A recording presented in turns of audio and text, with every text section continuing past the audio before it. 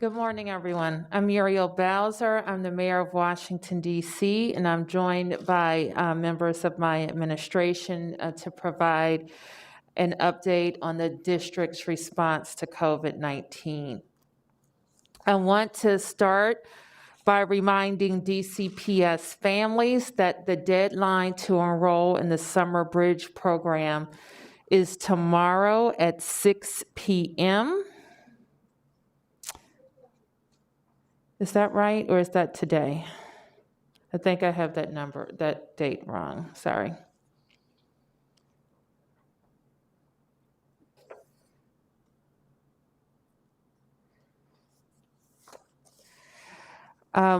So we're gonna come back to the Summer Bridge and make sure I give you the right date.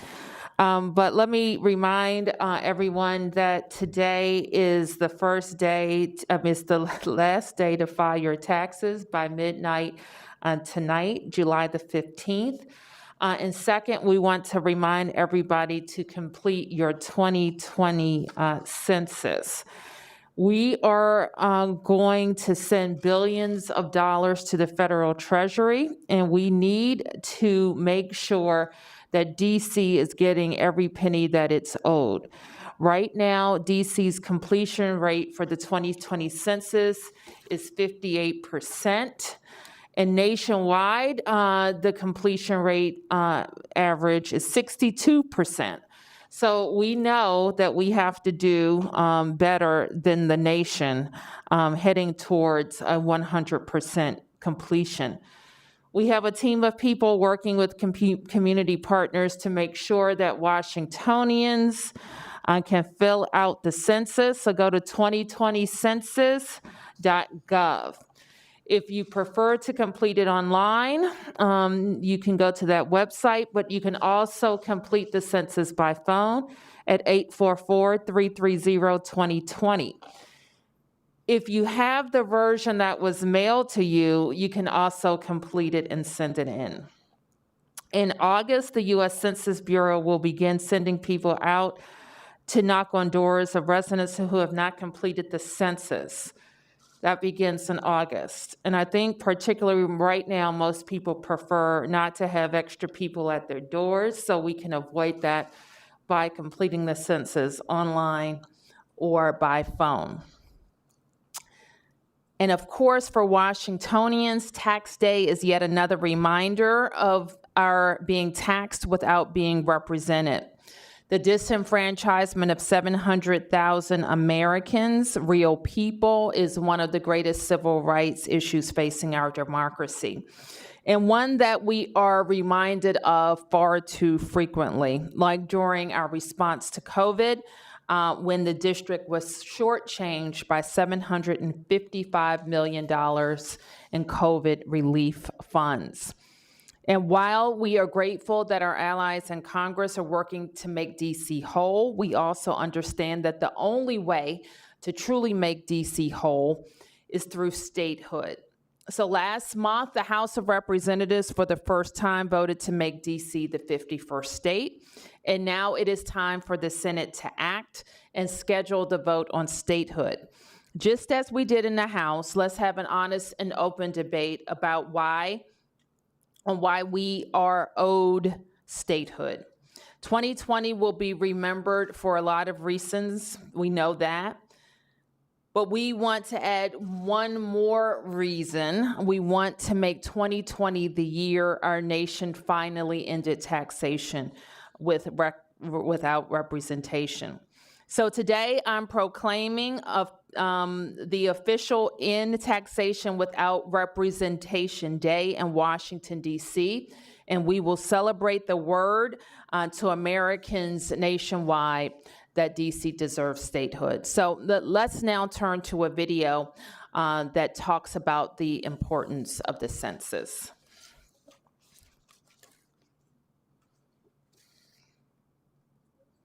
Everybody needs to be counted in the 2020 census. Participating in the 2020 census is easy and confidential, and it gives us the visibility we need to demand real change. Whether you've lived in America your whole life or just moved here, no matter what language you speak, whether you are an American citizen or an undocumented immigrant, filling out the census says, I'm here, I am part of America, and I count.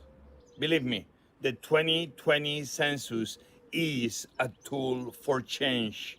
Let's all use it.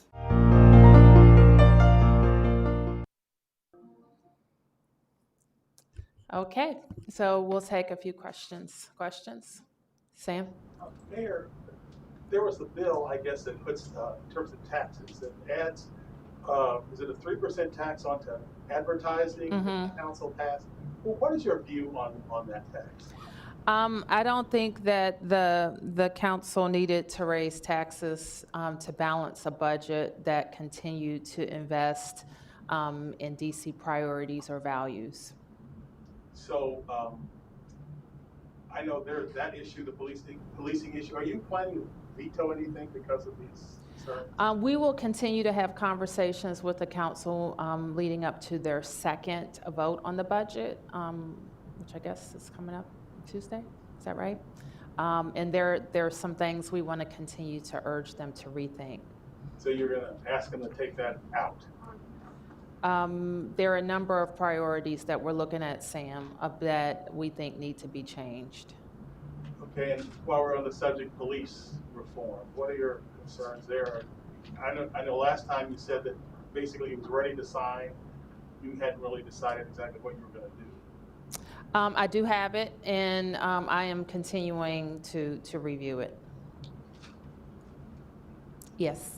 I know Dr. Nesbitt isn't here, but in today's data, we saw that the transmission rate rose above 1 for the first time since late April. And there's a footnote that also says that the transmission rate is less of a reliable indicator as you get less data and cases are declining. So what should the public make of that we have this metric going above our threshold for the first time in months? Well, we have several metrics, as you know, that are on the dashboard, and she will be at the briefing tomorrow, and we can have a fuller discussion of all the metrics.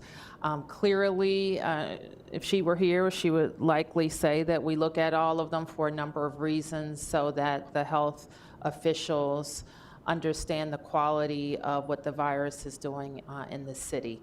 So sounds obvious, but we would rather see it lower than higher. And but it is one of several metrics that we're following. How have the delays in testing influenced the city's response, as you're essentially getting data back later than you normally would expect in this phase? Normally would expect based on what? Well, the idea is to get test results back in 3 to 5 days. Now, if the average is closer to 5 days, and some people are reporting getting. Well, I think what we know with that is we like to get it instantly, but we also know that thousands of tests that are being done, not only here but around the country, are affecting the national laboratories who are assisting us with testing. So we have brought on board, we have some internal capacity, which we've maxed out, and we have additional capacity that we've contracted. And we want the results to folks just as soon as possible so that they are making the right decisions. But we also know, and if you've been tested, you know that people are informed that they're getting tested because they've been exposed or they have symptoms, that they have to quarantine no matter how long it takes to get the results back. So if you're getting tested, you've been exposed, or you have symptoms, you need to be quarantining until you get actually for 14 days is the health department recommendation. Even if it comes back negative. Yes, sir. Mayor Bowser, I'm just curious. The Reverend Al Sharpton has called for a march on August the 28th. Has your administration been in touch with him in regards to that?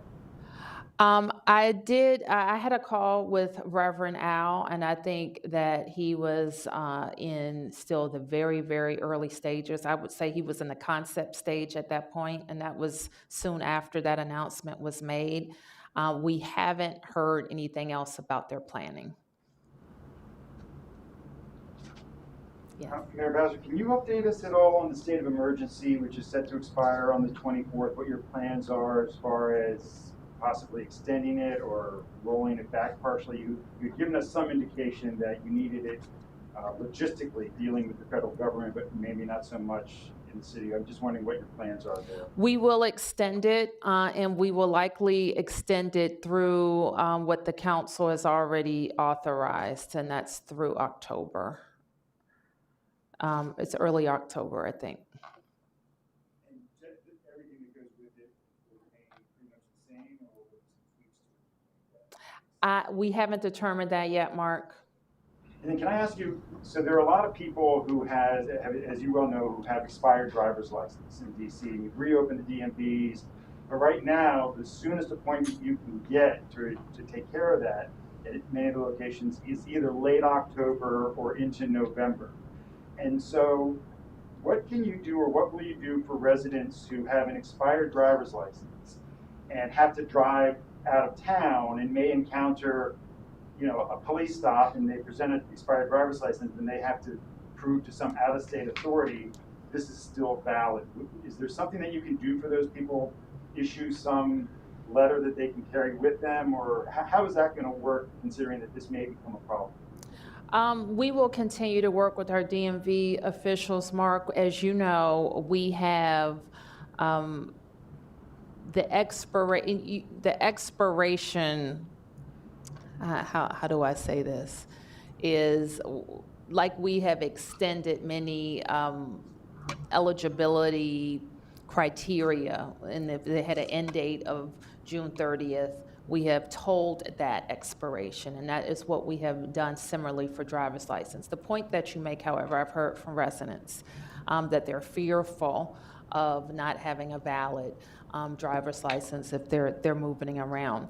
And as you also know, we are working as safely as possible at our DMV locations by appointment. So the point you raise, I'll continue to raise with my officials to see if there is a solution of having some kind of interim credential. Anything else? Yes, Sam. Mayor, Councilmember Grasso called for the resignation of Chief Newsham. I've been getting emails from people saying they support the chief. And I understand the chief has an event. He's going to be participating in a police clergy event tonight. I'm sorry. The chief is going to be participating, I understand, in a police clergy event tonight at Temple of Praise Church with some police officials from around the area and preachers from around the area. Anyway, is the chief in any trouble? That's the basic question to you. The chief is working extremely hard, as he's done for the residents of Washington, D.C. for nearly 30 years, if not more than 30 years, as a police officer in the Metropolitan Police Department. And we are in very significant time in fighting against crime, and in fact, in our city at levels that we should all be alarmed by. And I think that the chief's experience in beating back this crime is going to be incredibly important. So, as far as you're concerned, the chief is going to stay in his position. You're not looking for anybody else. I am absolutely not, and I don't think the residents of Washington, D.C. are either. And it sounds like there's one council member who never supported the chief, as you know. Yes. Mayor Bowser, when the council took up the budget last time, Mendelson said that it's almost assuredly that businesses are going to have to pay higher unemployment taxes. Is that something that your administration is pushing for, to have businesses pay higher unemployment taxes? I don't really know why that the chairman made that statement, because I don't know that we have any final analysis. But I think you recognize that the unemployment fund has been hit in an unprecedented way. And so what we will have to determine is what it takes to keep the fund healthy. So I don't think it's an outlandish statement that he made, but we haven't completed an analysis. And then what specific budget changes are you going to be pushing ahead of the vote next Tuesday? I don't have the list right in front of me, Finnet, but they're just a number of concerns that we have, and we can plan to talk about it at a later briefing. Yes. Mayor Bowser, the Trump administration is wants jurisdictions now to report hospital data through Department of, I believe, Human Services or a different agency rather than the CDC, as is now current. What's your thought on that, and what will DC do? Will you continue to have hospitals send data to CDC, or how is that going to work? I don't know if Chris Rodriguez may have a little bit more information about this, but we work with all the federal partners, and oftentimes we're sending different agencies the same information. So I don't think that would stop. I think the larger question for us is making sure that the data is used by scientists to inform the work that they are doing.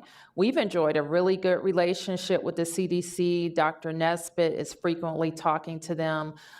They have responded when called on to help us when we were looking at our congregate care settings. We have another request into them for other experts to come as we further reopen the government. So we've had a very good working relationship with the CDC. And I think all of us, in hearing that announcement, were concerned that there was some political motive behind it. So we'll send any agency the data, but we want to make sure that it's going to get to the hands of the scientist. Yes. On the subject of data reporting, DC government is now requiring healthcare settings to report coronavirus fatalities and infections within their settings. What was the prompting for that? Give me that question again. So healthcare facilities now have to report personnel who were infected or died of COVID-19. What prompted the DC to require that? I think that we always wanted that information and didn't always get it consistently. So it's likely that we wanted a consistent message from us so that we would get consistent information back from our facilities.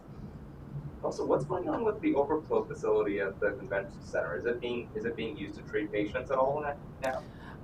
You know from the data that we remain under our normal capacity in our hospital settings. And we've had days where we ticked up to 80%, but I think, where are we today, gentlemen? But we continue to be below 80. If we go over our normal hospital capacity, we continue to have surge capacity within our hospital system, and then we would go to the alternate care facility at the convention center. Our expectation is to keep that facility in place so that we, into the fall, We will have a clearer picture of what the fall and the flu season and all of that means for the district, and still have that capacity available. We also, the convention center, the way we set up the alternate care facility is that if we got into a phase where the convention center could have more activities, they still can use a good part of the building. But so far, no patients have been treated. No patients. And that's good news. It's absolutely good news. Yes. Can you talk a little bit just about the numbers that came out today? DC went, I think, 5 straight days with 0 deaths, which is a record since March. But recorded 3 deaths today. And on the other hand, we've been seeing the number of new cases tick upward. Again, today, 80 is the highest since early June. So what do you read from this? And we heard what Dr. Nesbitt said about how this is a precursor for a few weeks out, but what is your message to residents hearing these? Well, our message continues to be the same. The virus is still in our community. It's still circulating. And we have to be very vigilant in wearing masks and practicing social distancing and washing our hands, and in being judicious about the activities that we participate in. We also have to say, Mark, that we had a near record number of testing last week. So over 8,000 people tested. I think it's the second highest week that we've had.